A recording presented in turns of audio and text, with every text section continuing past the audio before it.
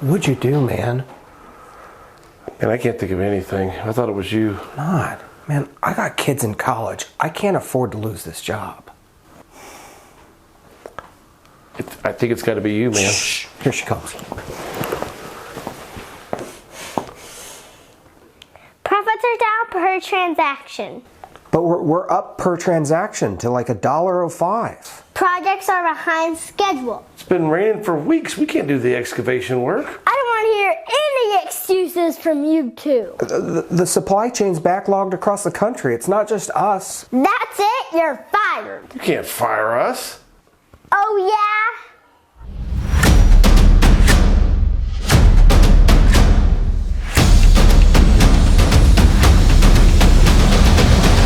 Mom! Oh no. Let's get out of here.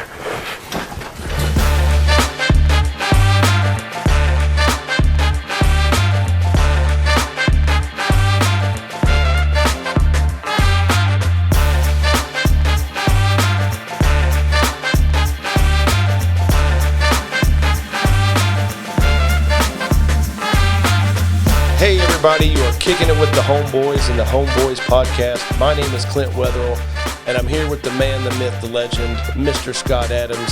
And today, we've got a very exciting topic. Everyone seems to always be talking about single family versus multifamily. Yeah, we're going to cover basically the two most important aspects in real estate in general, but how they apply to these two topics, which is location, location, location. That's one topic, by the way. That's not three. It's not three. No, that's the first one. And then, of course, the rate of you said returns.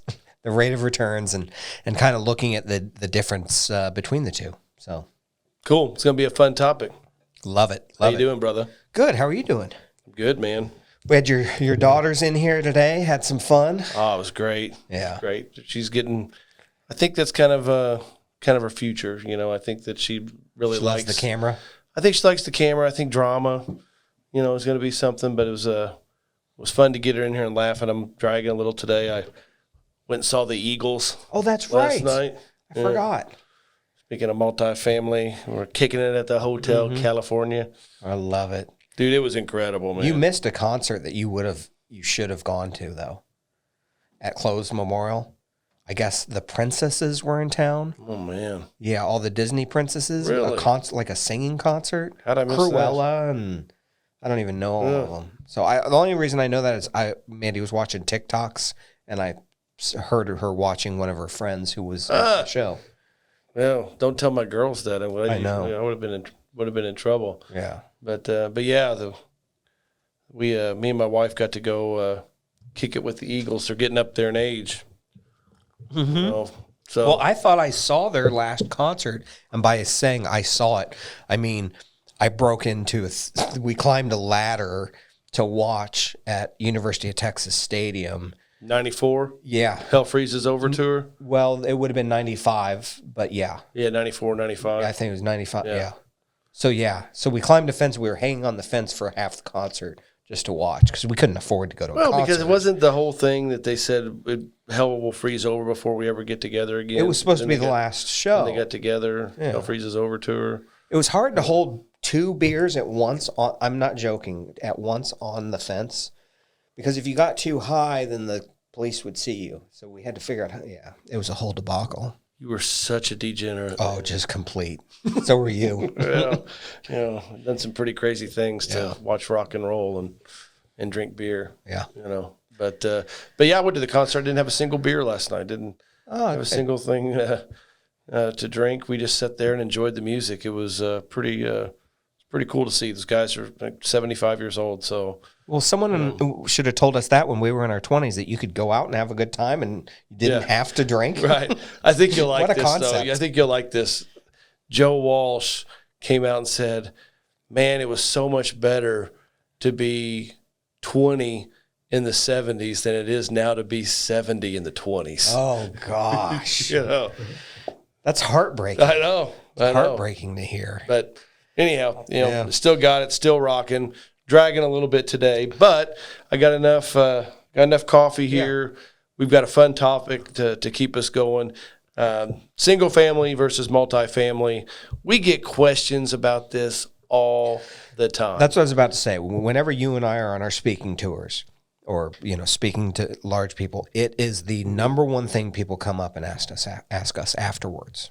Because generally, a lot of times, you and I, and a lot of these conferences are asked to be there really, on single family, type functions. But it's amazing. Like after we get done speaking, the number one question that we get from the audience, and I'm talking many hundreds of times over, is, do you have any duplexes or triplexes or multifamily?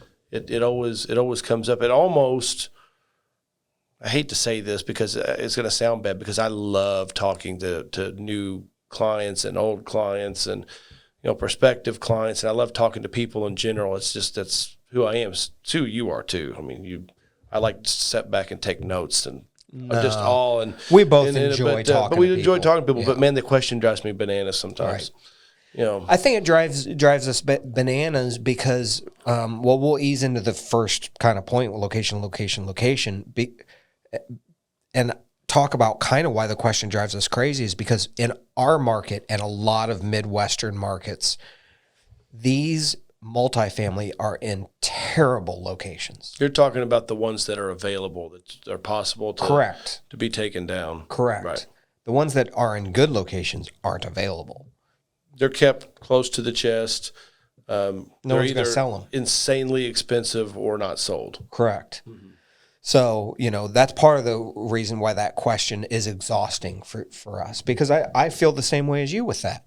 I'm not scared to admit it. When someone comes up to me after I've talked and asks that, I understand why they're asking it. It's still exhausting. Just because you're like, well, I understand why you would want that, but at the same time, man, I mean, you got to open your mind. I mean, But you know how a lot of these crap books are, all this garbage that people read, like, oh, you buy a duplex and you got two rents coming in, or you live in one side and rent out the other. Right.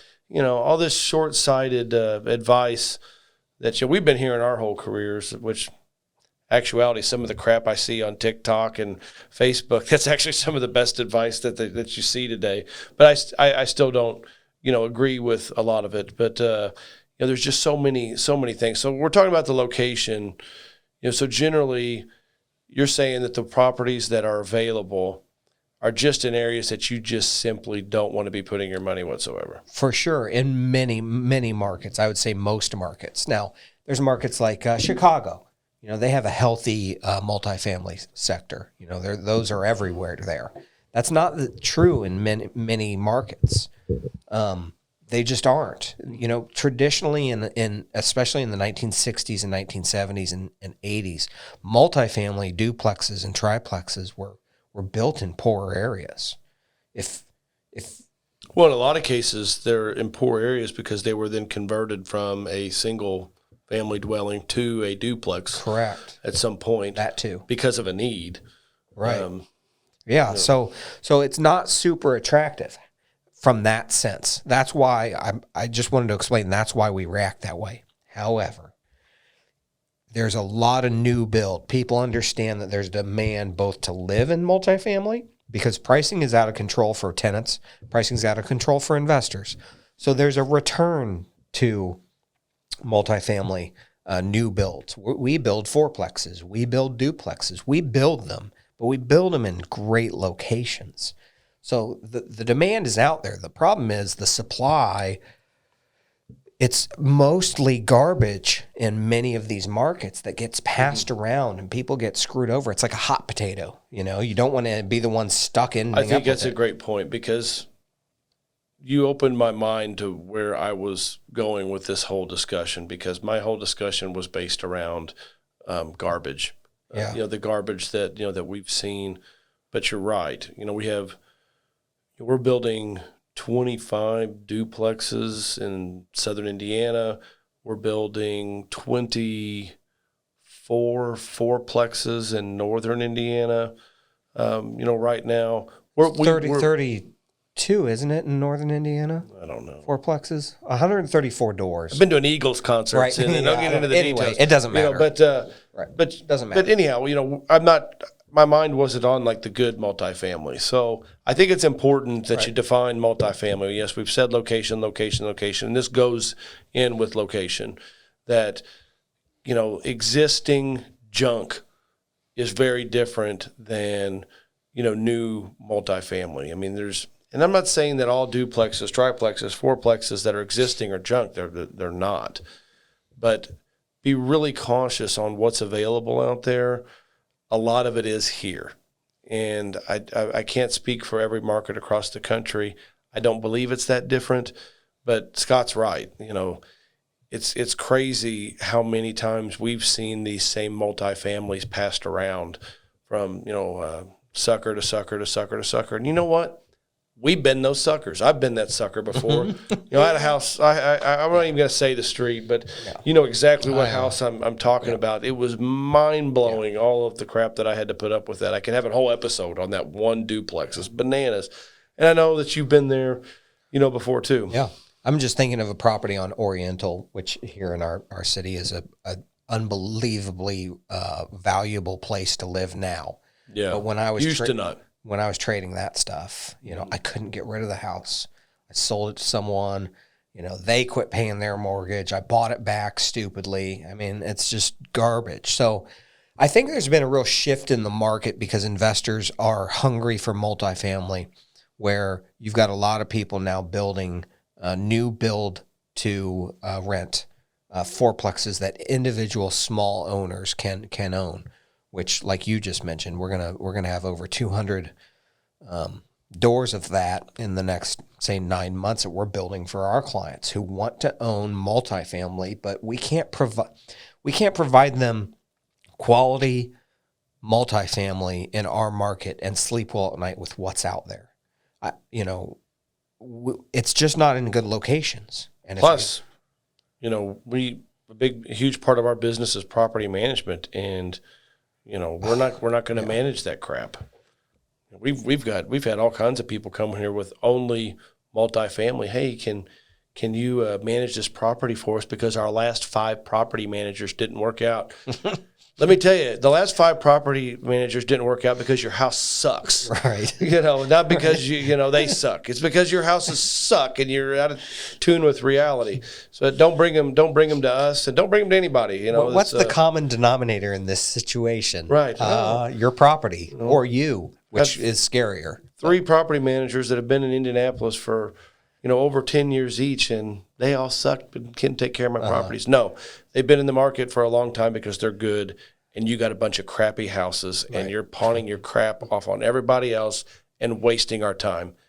We don't take those here, and, you know, just really check, you know, the location of these places. I know that's our first point, and we got to get on to returns because we could talk about returns for an entire episode in itself, but really, really, really watch the location. There is something to be said for new versus existing. We do a lot of new. It's very different. But anyhow, I think we should get into our next point because it's really about 5 points, you know, in one. So we're talking about the returns. And you're a numbers geek. You stay in the data a lot. Guilty. You know, it's something that I think that you could take over and talk on for a very, very long time. But there's lots of factors that go in. Where do you want to start, man? Well, you touched on keeping a good tenant. So let's start with that. Well, let's just first start with the piece of paper that will be put in front of you. If you're an investor and you're looking for properties across the country, what's going to happen is a lot of people are going to put a little pro forma in front of you, and it's going to show what the returns should be on that house. Beware on multifamily when those returns are super high. Really? But why would I ever be scared of a high return? Right. Please tell me more. Well, we're gonna break that down. But the only way that on a piece of paper it's going to be a high return is a house that is unbelievably risky. You see what I'm saying? People are going to be saying, so you're telling me to stay away from high returns. Right. And I get it. The answer is yes. I mean, yes, you stay away from high returns because, you know, the old cliche, if it sounds too good to be true, it probably is. Right. Well, you think about it. So in the heart of the worst areas on earth, in any city where no one can afford rent, anyone who has a job isn't going to live there. They're not going to live there. There's still homes in that location. Those homes you can only sell to whatever sucker will buy them. And rents only go so low on paper. I mean, you can't just say, well, rent is $10 a month. Ooh, what is the cycle of death? Right, the cycle of death. It's freaking renting it to somebody who can't pay it. They don't pay. You kick them out. It's trash. You got to rehab the home, the property again. Put someone in. They can't afford it. It's an awful cycle. And the only way off the cycle of death is to sell it to a sucker. It's to sell it to a sucker. Great business model to get into. Let me pawn this turd off onto this idiot. Yeah, we have some real high-class turd polishers in our market that we know. You know, that's what they push for a living. They you know, all day long they're out there with their polishing cream on those turds. And I think just it's looking important for a to say, sucker. like, why we get mad over it, because our phone, now it's all texting, and, you know, all these people reach out because they know that, you know, that we buy a lot of houses. Yeah. And, you know, my phone's in the next room. I'm sure that I've got 3, you know, on there right now, you know, and I get so sick of people peddling this crap. And I know. You know, phone constantly going off, emails, calls. What's worse is if it doesn't go to someone like you who knows it's garbage, if it goes to one of our clients who doesn't know the difference and it looks great on paper because it's a freshly painted house and it looks amazing and it looks like a deal and the rents are this. That's what's really concerning, because that's what's put in front of people out there, and I can't blame them. On paper, it looks good. You know, and so how do you identify those? You stay out of the worst areas. Right. There's plenty of online resources now where you can figure out what those are in any market. So, you know, we've talked about the return. It's very important because people really have a hard time getting over that. I know. You know? It's because they see it on paper, and it's like, oh my gosh, I can get 18%. Right. I mean, it's I can get 12% even. Right. You know, cash on cash return. You know, 15%. Right. And it's hard for them to. Then, you know, you get into the cycle of death. But I think it's important to say that even, you know, without the cycle of death, multifamily in general, even if, you know, you're in a good area, that your turnover's higher. It always should. It typically should be. So, you know, you have to talk about good area versus good area, bad area versus bad area. But so let's just say in our example, we're talking about average area. Okay. Average area single family versus average area multifamily. Right. So you need to compare. There's levels apples to apples, oranges to apples oranges. to apples. Yeah. The person in the home tends to stay a lot longer. Right. You know, and that's one of the benefits of investing in single family homes is in some cases you get tenants for 20, 30 years. It's unbelievable how long folks will stay. You know, We just had a 12-year tenant move out a couple weeks ago. Yeah. And the only reason I'm saying that is because it was fresh in my mind. Yeah, that's not super unusual. Where in multifamily, that's fairly unusual. You know, it's a transitional type client or tenant. That doesn't mean that tenant's bad. I mean, we want some of those transitional type tenants. You know, we're building near a GM plant up in northern Indiana, and the middle management level folks need housing. There's not enough housing for them up there. That's considered a transitional tenant, you know, but these are people making $150,000 a year. Do you want them as a tenant? Heck yeah. $150,000 a year, good credit, you know, working for an amazing company. Yes, we want them. Even if you only stay for a year. Even if you only stay for a year, year and a half, we want you. So it's not a terrible thing. But yes, typically they don't stay as long. Typically they are a little harder on the house. Now we go back to the level of quality of the property. It really, really is seen in low-end multifamily. It's unbelievable how little care is put into that. Well, it's easy when you think about it. I mean, it's been many years, but I've lived in apartments. You've lived in apartments. Mm-hmm. You don't see many people that, you know, are living in an apartment-style situation that they want to make that place their own. Right. You know, but, however, you know, you see it all the time in single family where these people take care of that place as if it were their own. Oh, yeah. You know, they're out there doing their landscaping, adding flowers to their flower. I mean, and you want to see that as a landlord because that means that these people don't want to leave. Yeah, Steve Olson, I'll never forget, he had a house here in Indianapolis. He's a guy in our industry. He had his own house here in Indianapolis, and he sent me a picture. This was many years ago.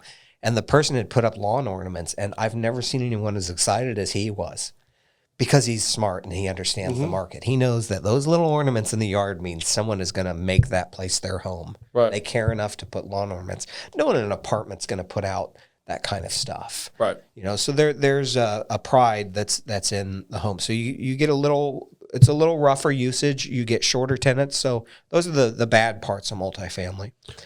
Well, if your tenants are if your turnover is higher, I mean, that leads into maintenance because then your turn costs are gonna be more, which is the single, biggest killer, on an investment is periods of vacancy. Right. If you have more periods of vacancy in a multifamily, it's the numbers are more difficult to make work. Yeah, there's two factors in when you analyze a investment property that are kind of the unknowns, which is vacancy rate and your deferred maintenance that you need to kind of build in and plan. And for multifamily, you need to plan on higher than what you have for single family. Hopefully, the rents can make up for that in multifamily, where you can still get better returns in the single family because you have higher rents compared to the price to acquire or build the multifamily. It's cheaper to build a multifamily. It's simply less walls. Right. Pretty simple. It's not rocket science why it's a little cheaper. So multifamily, even though it has higher deferred maintenance and higher vacancy rate, it still can have higher returns. Just be aware of the ones that are super high. And if it's managed property, multifamily is a great investment, but it has to be in that good location. It just has to.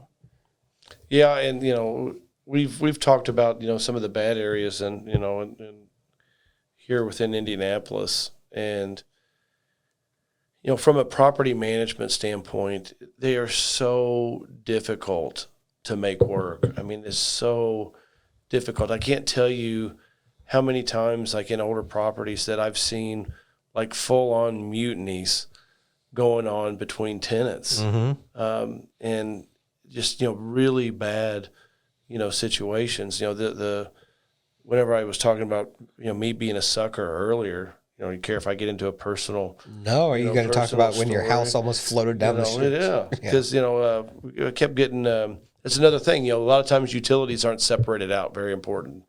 Whereas single family, all the utilities are paid for by the tenant, especially with regards to the water.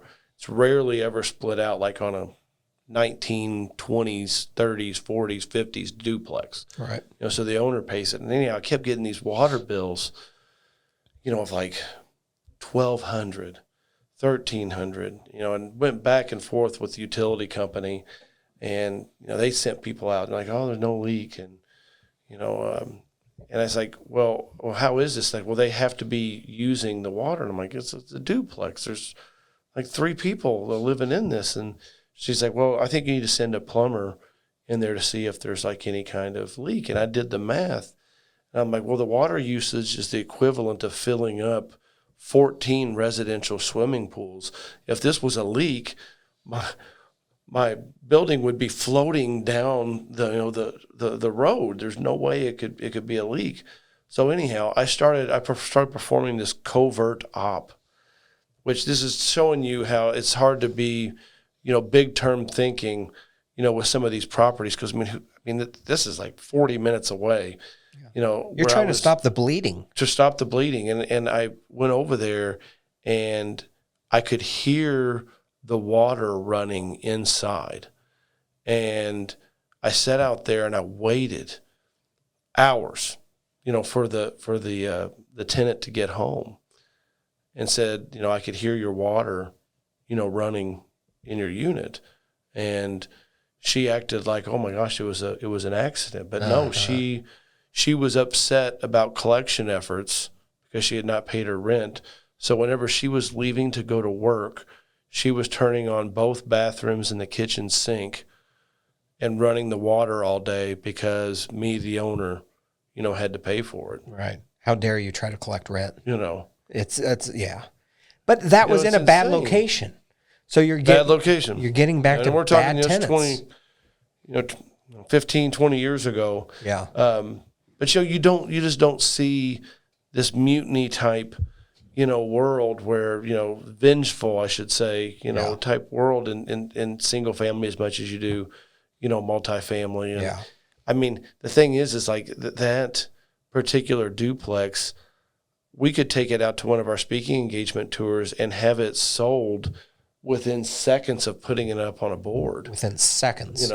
and it's just It looks great on paper, and it's terrible in reality. correct. That low-end multifamily stuff is so dangerous. It's bad enough if you're buying low-end, and low-end is different for every market. I wish I could tell the folks at home exactly what amount you should, what price range you should be. In our market, we believe in the price range of about 120 to 200 right now for single family.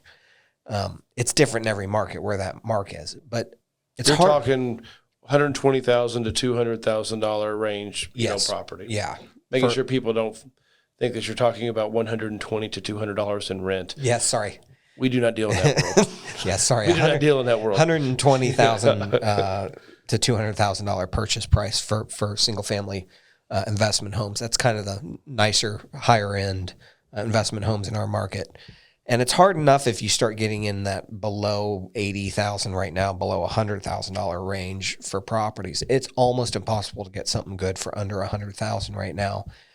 And if you move into multifamily, those lower end ones are just incredibly dangerous. Just stay away from the low end multifamily. Stay away from the low end single family. But if you really want to get burned and learn some hard lessons, buy some multifamily in some really bad areas. So let's finish with, it's obvious that it's really easy for us to sell single family, but it has to be single family in good locations, good properties in good locations. Let's finish with good multifamily, because I don't want to sound like the angry old fat man, here, poo-pooing on everything, because we do believe in multifamily. absolutely. We love multifamily. You and I own a lot of multifamily ourselves. So yeah, Want to clarify, we own a lot of big multifamily, Right. 12 to 150 unit, Right. multifamily. right. So yeah, a little larger than your typical duplexes and fourplexes. Although we'll keep some of the duplexes and fourplexes in the stuff we build, but yeah, typically we're in much larger projects. But we love multifamily. We love only multifamily that is what is considered in our market high end, because it's already difficult to make multifamily work because you have higher deferred maintenance and higher vacancy rates, which we went over. So in order to make it work and to know what you have, you just have to be in that higher end. And for higher end for us, it's about $100,000 a door minimum, closer to $140,000 per door that we would recommend. Even that's existing. And then you get into the new builds and you go up from there. But you can still get returns at these numbers, really good returns. We can get great returns at $220,000 a door in these townhomes that we build. But we just believe in higher end multifamily for most markets. There's like I said, there's some markets out there where multifamily is different, but in most markets, if you're going to do multifamily, it's got to be high end. Got to be high end. I would agree. There are exceptions, to everything. I mean, there's some, gems out there exist, but it's such a challenging topic because so many people pick up a book, and multifamily is preached in books all the time. And right. I'm talking about your smaller multifamily duplexes, triplexes, fourplexes, right. existing. That it's talked about a lot, where people get ingrained that they think that's what they should do. Yeah. And it's not always. They really, need to do their homework on this. And be very selective, really understand what you're getting into. But I understand why it's attractive. We like it too. But we only do high end for ourselves. We're not just telling you that because that's, what we do. We do it because it works. We've done the other stuff. We didn't just, sit down at the calculator and say, we've cracked the code. We're going to do high-end rentals. No, we're idiots. We went out and we bought the garbage first and learned the hard way. You know, people can tell us the stove is hot. He and I both will then reach out and touch the stove, see if it's really hot. So, This is true. So we did it ourselves. Don't you do it. We did it for you. We made the mistakes. We learned this stuff the hard way.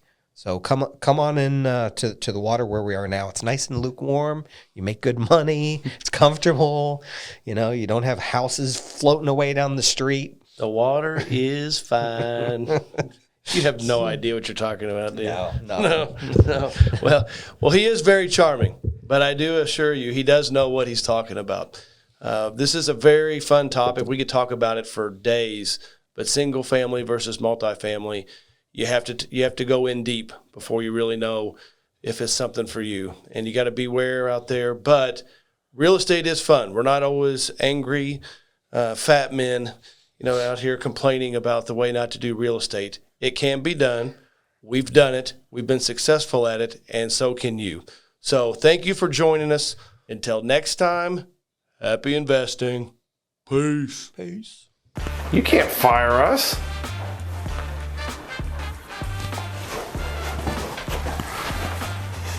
Mom! Let's get out of here. Profits? Projects. Let's get out of here. Projects are behind schedule. Beautiful. That was great. Oh, let's get out of here.